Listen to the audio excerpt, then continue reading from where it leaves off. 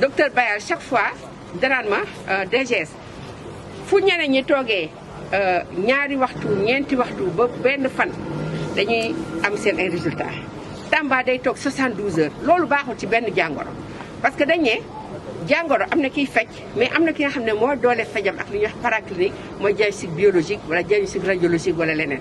donc actuellement moom tey ci suba fàttaliwaat na ma ko parce que nag ma jaajëfal ko parce que lépp lu ngeen ko wax mu ngi ñu koy rapporté mais fàttaliwaat na ma ne labo régional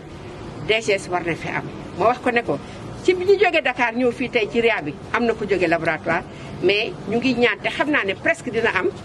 laboratoire régional moom dinañ ko samp fii ci Tambacounda te yaakaar naa ne monsieur le gouverneur dina ma si jàppale bu baax a baax ak conseil départemental et yaakaar naa ne bu dee équipement bu dee personnel loolu ministère de la santé dina ci taxaw ak ñi koy jàppale partenaires techniques et financiers yi nga xam ne moo leen fàttee gërëm ci ñi nga xam ne ñu ngi ciy jàppale nguuru Sénégal. mais daal ci turu ministre de la santé action sociale monsieur Abdoulaye Diouf Sarr nee na tey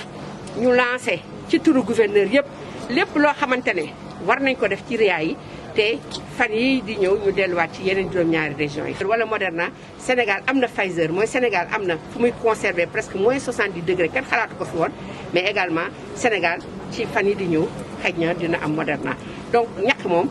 ñàkku fi xëy na sax ma ko fàtte laaj ñàkk nag day périmé waaw li am solo mooy bu périmé ñu dégg.